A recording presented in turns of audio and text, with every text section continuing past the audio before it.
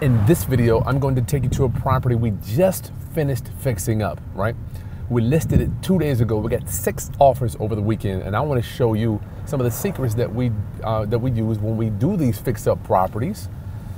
And then I'm going to take you back to the office so you can see how much, what the numbers, what we paid for it, what I thought we were going to sell it for, right? And then what we actually sold it for, and show you some of these offers that came in. But I want you to see what building materials we use, so you can deploy them and put them in your properties so you can get out there and make some money too, right? This real estate game is still on fire, y'all. Ain't nothing changed. All right, let's do it.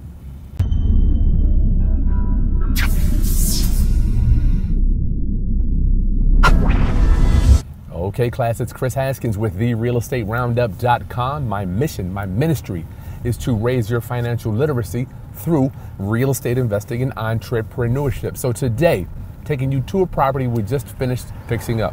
Taylor, thank you for working with me and my other daughter and Morgan. Take a look, show them the area that we're coming to. You can flip it around, buddy. This is the area that we're in. It's called Hampton Woods in Newport News, Virginia. And this is a townhouse. I don't mind townhouses. You see it's quiet as we drive in. Oh my Lord. I love the quietness. You see they have a pool area here as we pull up to the property. And this, what'd you say? Pool, we got tennis courts, got a little playground down there. Extremely attractive for a potential mom with kids, a family with children, right? We got extra parking here. I do not necessarily like all the cars that are on the street here, but if you're living in a community like this, this is just what you're gonna have to deal with, okay? So as we pull in, everybody, looks like we have pride of ownership, nobody working on cars. Maybe that's thanks to the HOA also. Oh, we got a fence that fell there. We gotta fix that, gotta fix that. Trees cut down. So this is our row here. And don't be scared of doing townhouses, y'all. I have made plenty of money doing townhouses. So this is our one right there. Let's pull up to it. Oh, here we go. So you're gonna see some of the before and after. I'm gonna show you what it looked like when we bought it as we're walking through so you can see what we did to it. All right, let's do this so you can see the neighborhood. Give them a pan, Taylor. Very nice. Only thing that I don't necessarily like, thanks to my daughters here.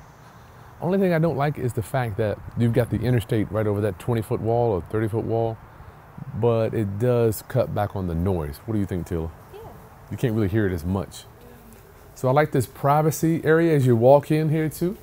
So this is a 2-story townhouse, right around 1,700 square feet.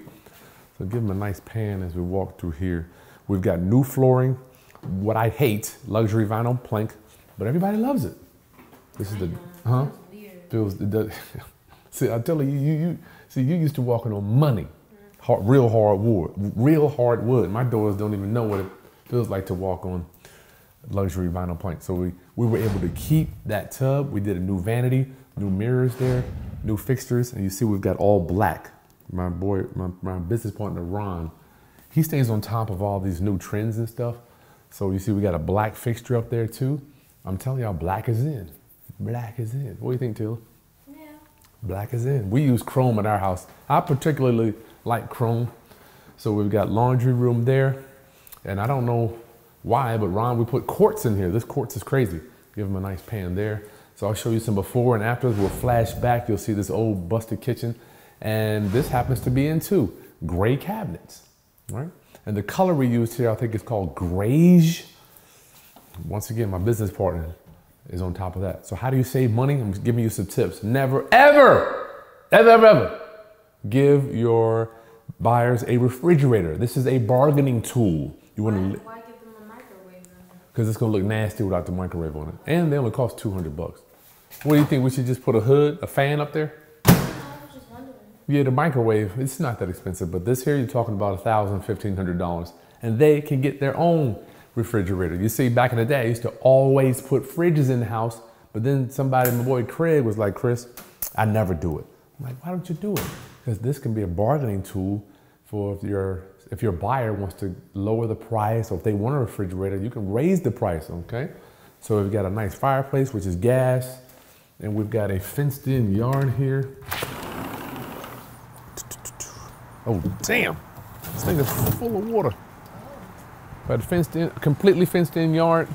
We had to redo this stuff over here. We got a new door and all that stuff, but it's pretty cool around here, man. So give them a pan from over here till they can see how the kitchen looks. Isn't that sweet? Nice pan, left to right. Black chandelier there. All black. Black is in, man. So you got the luxury vinyl plank. Hit the lights up there, Mowgli. Come on upstairs, y'all. We got carpet. Y'all notice this carpet on the floor? Does it look familiar? Yes. It's what we have in our house. And it's carpet. Everybody has the same carpet. No, it ain't different color. This is the color we have. So we got grays all around, and I don't even know what color the floor is. I think it's, I can't even remember. But we painted all this stuff white. In your bathroom here, go ahead and Morgan, Taylor. We were able to keep the tubs. Let me tell you what we do here to save us thousands of dollars. We do something called tub reglazing. You can go ahead and go through. Tub reglazing. Thank you, Mowgli. Tub reglazing is where you keep the tub, but it almost, giving the whole shot of that vanity there. Yeah, I'm sure. Oh, got it? Okay. A tub reglazing is where you keep the existing tub. It saves you thousands of dollars. They turn it white and it looks brand spanking new, as opposed to ripping out the tubs, putting in new tubs. That would probably cost me another $3,000 to $4,000 to do that stuff, okay? So let's go to the office and check out the numbers with this thing. So that was a really nice property. It actually turned out a lot better than I thought it was. I couldn't really see the vision, but my business partner, Ron, this guy knows how to turn these things around from managing and dealing with so many doors. It is an honor to have people like that on my team. Well, I'm on his team, really. I like to, he knows exactly how to turn these things around. I'm a master at raising money. He's a master at turning these houses around because I couldn't do it, right? I'm just not that good. So let's go over these numbers here. Once again, this is a fix and flip property, right? And I want you to understand that these are numbers based on I'm high I, like influencer on the disc analysis. I keep telling you that I'm a high I. I give away a ton of value. I always think our houses are going to sell for lower than what they actually do. So we listed this house, I want to tell you, 2 days ago, round up, homies. It's amazing. So far we got 7 offers in, and I'm going to go over the one that I think is the best because I don't want to waste your time going over all this stuff, like just the prices and all that. I want to take you right to what we think the offer that we're looking about taking. And I'm actually going to show you what's in that offer that makes it so enticing for us to take. All right, so the ARV, what I thought was 250, roughly 250. We had several offers come in all the way up, that's pushing it up to 266,000. Right, and I'm gonna show you some in a second. I'll make sure you hold tight. Here are some contingencies we're gonna go over, some stuff I've never seen actually since doing this since 2004. All right, so the ARV, the after repaired value, that's what we think we can sell it for. You must understand how to calculate your ARV.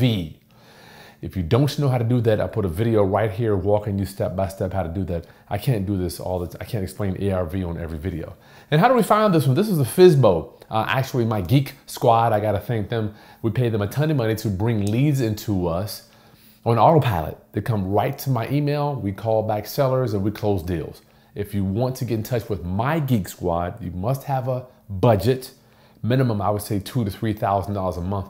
Their link is in the video description. I'm sharing that with you, all right? Our reno on this one was roughly $25,000, and that's plus or minus a few dollars, usually plus.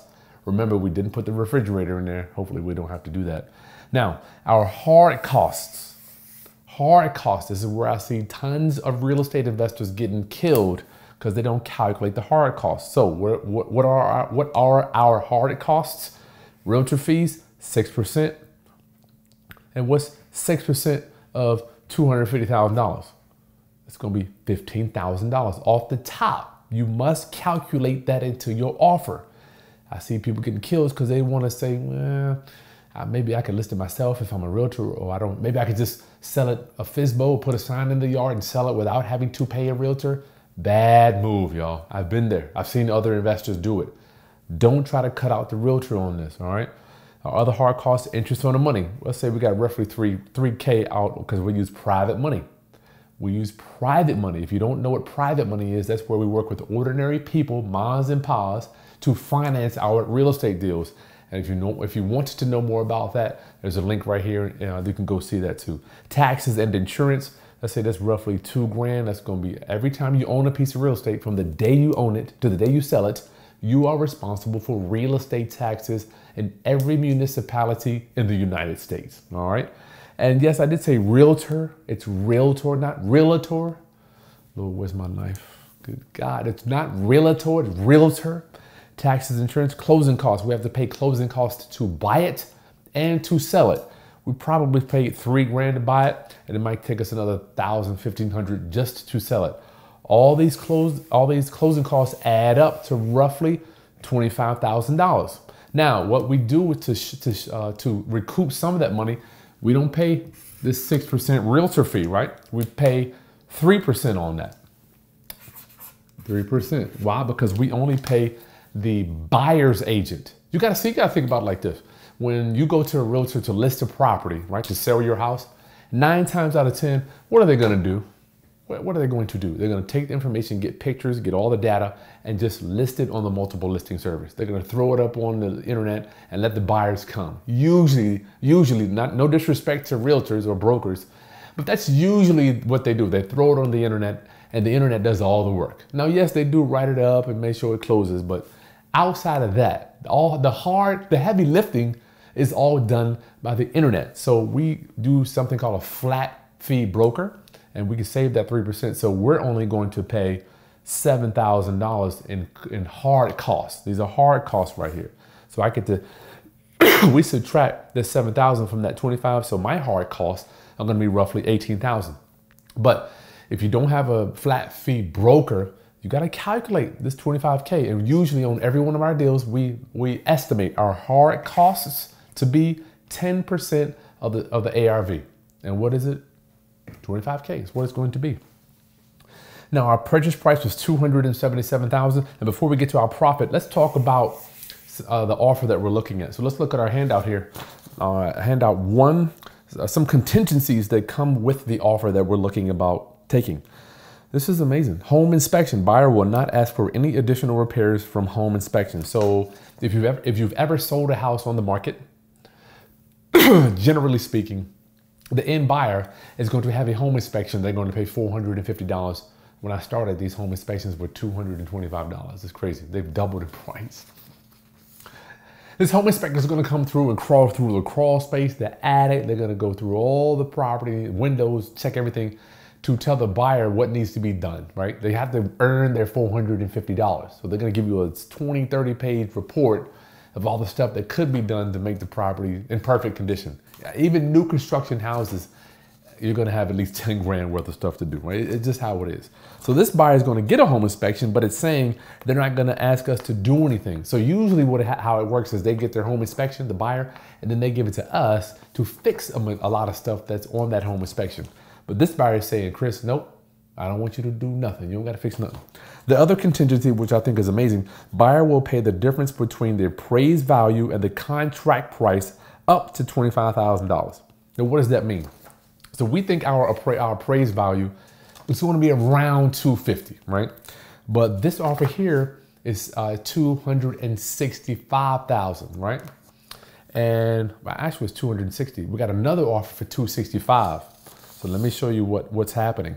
They are willing to raise their price. Let's look at our next image here, our purchase price escalation addendum. Stay with me because I'm going to come back to the difference between the appraised value and the contract price. We're going to come back to that in a minute. Now, purchase price escalation addendum. This is some really important stuff this is actually the first time I'm seeing this.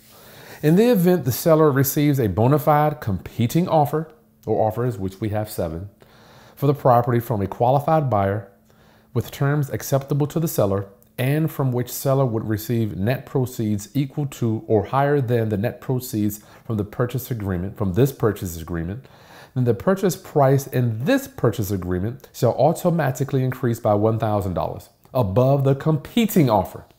All right, so what does that mean? We got another offer for $265,000. That means this offer here, they're willing to pay us $200. They'll go $1,000 above that other offer. So now we have a solid offer for $266,000. Let me repeat that. We have another offer that's $265,000. This offer says that they will go up $1,000. They will automatically increase their offer by $1,000 based on this escalation agreement. So the $265,000 offer is dead. So we're gonna go $1,000 higher at $266,000.